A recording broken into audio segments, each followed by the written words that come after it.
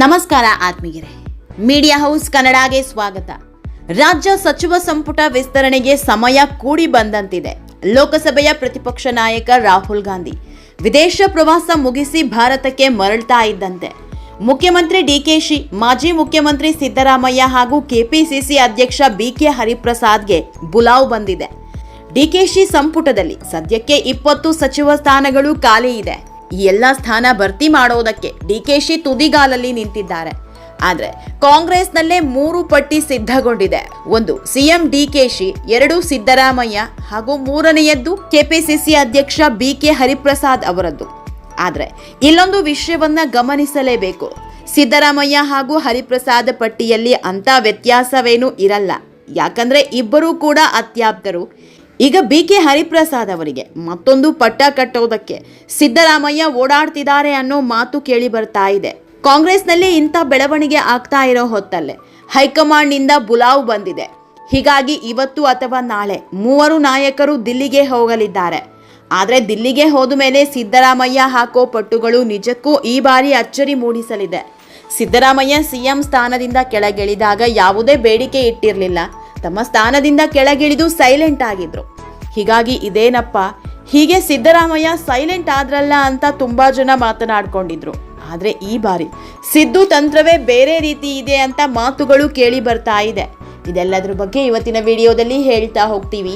ಅದಕ್ಕೂ ಮೊದಲು ನೀವಿನ್ನೂ ನಮ್ಮ ಚಾನೆಲ್ನ ಸಬ್ಸ್ಕ್ರೈಬ್ ಮಾಡಿಲ್ಲ ಅಂದರೆ ಮಿಸ್ ಮಾಡಬೇಡಿ, ಈಗಲೇ ಸಬ್ಸ್ಕ್ರೈಬ್ ಮಾಡಿ. ಈ ವಿಡಿಯೋನ ಕೊನೆವರೆಗೂ ನೋಡಿ, ನಿಮ್ಮ ಅನಿಸಿಕೆಗಳನ್ನು ಕಾಮೆಂಟ್ ಮಾಡಿ. ಆತ್ಮೀಯರೇ, ಮುಂದಿನ ವಾರವೇ ಮುಖ್ಯಮಂತ್ರಿ ಡಿಕೆ ಶಿವಕುಮಾರ್ ನೇತೃತ್ವದ ಸಂಪುಟ ವಿಸ್ತರಣೆಗೆ ಮುಹೂರ್ತ ಕೂಡಿ ಬರುವ ನಿರೀಕ್ಷೆ ಇದೆ. ಹೀಗಾಗಿ ಸಚಿವ ಸ್ಥಾನದ ಆಕಾಂಕ್ಷಿ ಶಾಸಕರು ಈಗಾಗಲೇ ದೆಹಲಿಯತ್ತ ದೌಡಾಯಿಸಲು ಆರಂಭಿಸಿದ್ದಾರೆ. ಸಂಪುಟದ ಅಂತಿಮ ಪಟ್ಟಿ ಸಿದ್ಧಪಡಿಸಲು ಡಿಕೆ ಶಿವಕುಮಾರ್ ಮತ್ತು ಮಾಜಿ CM Siddaramaiah, DCM doctor G Parameshwar ಹಾಗೂ ಕೆಪಿಸಿಸಿ ಅಧ್ಯಕ್ಷ ಬಿಕೆ ಹರಿಪ್ರಸಾದ್ ಮಂಗಳವಾರ ಜಂಟಿಯಾಗಿ ದೆಹಲಿಗೆ ಪ್ರಯಾಣ ಬೆಳೆಸಲಿದ್ದಾರೆ. ಮೊದಲ ಹಂತದಲ್ಲಿ ಸಾಮಾಜಿಕ ನ್ಯಾಯದ ಸಮೀಕರಣದಡಿ ಹಿರಿಯರು ಮತ್ತು ಕಡ್ಡಾಯ ಕೋಟಾದಡಿ ಬರುವವರನ್ನ ಪರಿಗಣಿಸಲಾಗಿತ್ತು. ಆಗ ಸಿಎಂ ಹಾಗೂ ಡಿಸಿಎಂ ಸೇರಿ 13 ಸಚಿವರು ಮಾತ್ರ ಪ್ರಮಾಣ ವಚನ ಸ್ವೀಕರಿಸಿದ್ರು. ಸದ್ಯಕ್ಕೆ ಸಂಪುಟದಲ್ಲಿ 20 ಸ್ಥಾನ ಖಾಲಿ ಇದೆ. ಬಹುತೇಕ 1 ಅಥವಾ 2 ಸ್ಥಾನ ಬಿಟ್ಟು ಉಳಿದವರನ್ನ ಭರ್ತಿ ಮಾಡೋದು ನಿಚ್ಚಳ ಆಗಿದೆ. ಮುಂಬರುವ ಜಿಲ್ಲಾ ಮತ್ತು ತಾಲೂಕು ಪಂಚಾಯತ್ ಚುನಾವಣೆಗಳನ್ನ ಎದುರಿಸಲು ಈ ಬಾರಿ ಎಲ್ಲಾ ಇಲಾಖೆಗಳನ್ನ ಭರ್ತಿ ಮಾಡೋದು ಸರ್ಕಾರದ ಮುಂದಿರುವ ತುರ್ತು ಅಗತ್ಯ ಆಗಿದೆ. ಆದರೆ ಪ್ರಾದೇಶಿಕ ಸಮತೋಲನ ಮತ್ತು ಜಾತಿ ಲೆಕ್ಕಾಚಾರಗಳನ್ನ ಸರಿದೂಗಿಸುವುದು ಹೈಕಮಾಂಡ್ಗೆ ದೊಡ್ಡ ಸವಾಲಾಗಿ ಪರಿಣಮಿಸಿದೆ. ಎಲ್ಲವೂ ಹೈಕಮಾಂಡ್ ಇರಾದೆಯಂತೆ ನಡೆಯುತ್ತೆ ಅನ್ನೋ ವರ್ತಮಾನ ಇದ್ರೂ ದೆಹಲಿಯವರು ಅಳೆದು ತೂಗಿ ಮುಂದುವರಿಯುವ ಲೆಕ್ಕಾಚಾರದಲ್ಲಿದ್ದಾರೆ. ಈ ಪ್ರಕ್ರಿಯೆಯಲ್ಲಿ ಕೊಂಚ ವ್ಯತ್ಯಾಸ ಆದರೂ ದೊಡ್ಡ ಸ್ಫೋಟವೇ ಆಗಲಿದೆ ಅನ್ನೋ ಆತಂಕ ಹೈಕಮಾಂಡ್ಗಿದೆ. ಹಾಗಾಗಿ ಎಚ್ಚರಿಕೆಯ ಹೆಜ್ಜೆ ಇಡಲು ಎಐಸಿಸಿ ಮುಂದಾಗಿದೆ. ಸದ್ಯದ ಮಟ್ಟಿಗೆ ಕಾಂಗ್ರೆಸ್ ಮುಂದೆ ಒಂದಿಷ್ಟು ಸವಾಲು ಇದೆ.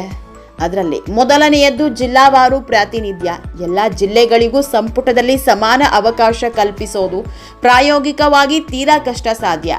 ಆದರೆ ಇದನ್ನೇ ಮುಂದಿಟ್ಕೊಂಡು ಕೆಲವರು ತಮಗೂ ಸಚಿವ ಸ್ಥಾನ ಬೇಕು ಅಂತ ಡಿಮ್ಯಾಂಡ್ ಮಾಡ್ತಿದ್ದಾರೆ. ನಮ್ಮ ಜಿಲ್ಲೆಗೆ ಅನ್ಯಾಯ ಆದರೆ ಕಾರ್ಯಕರ್ತರಿಗೆ ಅನ್ಯಾಯ ಆದಂತೆ ಅನ್ನೋ ದಾಳ ಉರುಳಿಸ್ತಿದ್ದಾರೆ. ಇನ್ನು ಎರಡನೆಯದ್ದು ಸಾಮಾಜಿಕ ನ್ಯಾಯದ ಕಸರತ್ತು. ವಿವಿಧ ಸಮುದಾಯಗಳ ಜಾತಿ ಲೆಕ್ಕಾಚಾರವನ್ನ ಅಳೆದು ತೂಗಿ ಬ್ಯಾಲೆನ್ಸ್ ಮಾಡಬೇಕಿದೆ. ಇದನ್ನಂತೂ ಹೈಕಮಾಂಡ್ ಮಾಡೇ ಮಾಡುತ್ತೆ. ಯಾಕಂದ್ರೆ ರಾಜ್ಯ ರಾಜಕೀಯ ನಡೆಯೋದೇ ಜಾತಿ ಆಧಾರದ ಮೇಲೆ. ಈ ಜಾತಿಗೆ ಇಂತಿಷ್ಟು ಟಿಕೆಟ್ ಅಂತ ಮೊದಲೇ ಲೆಕ್ಕ ಹಾಕಿ ಇಡ್ತಾರೆ. ಟಿಕೆಟ್ ಹಂಚಿಕೆಯಲ್ಲೇ ಜಾತಿ ಆಧಾರದ ಮೇಲೆ ಲೆಕ್ಕಾಚಾರ ನಡೆಯುತ್ತೆ ಅಂದ ಮೇಲೆ ಸಚಿವ ಸ್ಥಾನ ನೀಡುವಾಗ ನಡೆಯಲ್ವಾ ಹೇಳಿ? ಒಂದು ವೇಳೆ ಸಚಿವ ಸ್ಥಾನ ನೀಡದೇ ಇದ್ದಲ್ಲಿ ಸಮುದಾಯಗಳೇ ಕಾಂಗ್ರೆಸ್ ವಿರುದ್ಧ ನಿಲ್ಲೋ ಸಾಧ್ಯತೆ ಇದೆ.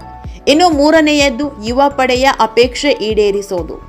ಸಂಪುಟದಲ್ಲಿ ಯುವ ಅಥವಾ ಹೊಸ ಮುಖಗಳಿಗೆ ಹೆಚ್ಚಿನ ಆದ್ಯತೆ ನೀಡಬೇಕು ಅನ್ನೋದು ರಾಹುಲ್ ಗಾಂಧಿ ಆಶಯ. ಆದರೆ ಬರೀ ಯುವ ಮುಖಗಳಿಗೆ ಹೆಚ್ಚಿನ ಮನ್ನಣೆ ನೀಡಿದ್ರೆ ಇಷ್ಟು ವರ್ಷದಿಂದ ಪಕ್ಷಕ್ಕಾಗಿ ದುಡಿದ ನಾವೆಲ್ಲ ಏನ್ ಮಾಡೋದು ಅನ್ನೋದು ಹಿರಿಯ ನಾಯಕರ ಪ್ರಶ್ನೆ. ಹೀಗಾಗಿ ಇದು ಕೂಡ ದಿಲ್ಲಿ ನಾಯಕರಿಗೆ ಕಗ್ಗಂಟಾಗಿದೆ. ಇದೆಲ್ಲದರ ಮಧ್ಯೆ ಈಗ ಭಾರಿ ನಿರೀಕ್ಷೆ ಹುಟ್ಟು ಹಾಕಿರೋದು ಹರಿಪ್ರಸಾದ್ಗೆ ಸಚಿವ ಸ್ಥಾನ ನೀಡಲು ಕಸರತ್ತು ನಡೆದಿದೆ ಅನ್ನೋದು. ಆತ್ಮೀಯರೇ, ಈ ಬಾರಿಯ ಸಂಪುಟ ವಿಸ್ತರಣೆಯಲ್ಲಿ ಕೆಪಿಸಿಸಿ ಅಧ್ಯಕ್ಷ ಬಿಕೆ ಹರಿಪ್ರಸಾದ್ ಅವರನ್ನ ಸಂಪುಟಕ್ಕೆ ಸೇರಿಸಿಕೊಳ್ಳಲು ಮಾಜಿ ಸಿಎಂ ಸಿದ್ದರಾಮಯ್ಯ ಹೈಕಮಾಂಡ್ ಮುಂದೆ ಹೊಸದೊಂದು ಸೂತ್ರ ಮಂಡಿಸಲು ಸಿದ್ಧರಾಗಿದ್ದಾರೆ. ಈ ಹಿಂದೆ ಡಿಕೆಶಿ ಅವರು ಡಿಸಿಎಂ ಹುದ್ದೆಯ ಜೊತೆಗೆ ಕೆಪಿಸಿಸಿ ಅಧ್ಯಕ್ಷ ಸ್ಥಾನವನ್ನು ನಿಭಾಯಿಸಿದ ಮಾದರಿಯಲ್ಲೇ ಬಿಕೆ ಹರಿಪ್ರಸಾದ್ ಅವರಿಗೂ ಸಚಿವ ಸ್ಥಾನದ ಜೊತೆಗೆ ಅಧ್ಯಕ್ಷ ಗಾದಿ ಮುಂದುವರಿಸಲು ಅವಕಾಶ ನೀಡಬೇಕು ಅಂತ ಸಿದ್ದರಾಮಯ್ಯ ವಾದ ಮಂಡಿಸಲಿದ್ದಾರೆ ಅಂತ ಹೇಳಲಾಗ್ತಾ ಇದೆ. ಹರಿಪ್ರಸಾದ್ ಅವರಿಗೆ ಸಂಪುಟದಲ್ಲಿ ಸ್ಥಾನ ನೀಡೋದ್ರಿಂದ ಹಿಂದುಳಿದ ವರ್ಗಗಳ ಮತ ಬ್ಯಾಂಕ್ ಭದ್ರಪಡಿಸಿಕೊಳ್ಳಬಹುದು.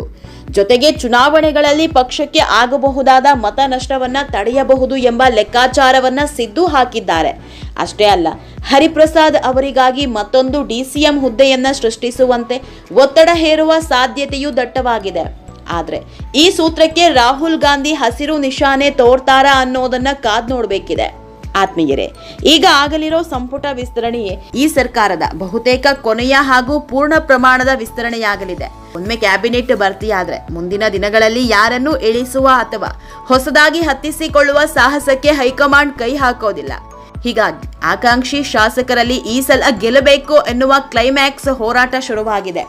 ಆತ್ಮೀಯರೇ, ಈ ವಿಡಿಯೋ ನಿಮಗೆ ಇಷ್ಟವಾದಲ್ಲಿ ಲೈಕ್ ಮಾಡಿ, ಶೇರ್ ಮಾಡಿ, ಕಾಮೆಂಟ್ ಮಾಡಿ. ಇನ್ನೂ ನಮ್ಮ ಚಾನೆಲ್ನ ಸಬ್ಸ್ಕ್ರೈಬ್ ಮಾಡಿಲ್ಲ ಅಂದರೆ ಮಿಸ್ ಮಾಡಬೇಡಿ, ಈಗಲೇ ಸಬ್ಸ್ಕ್ರೈಬ್ ಮಾಡಿ.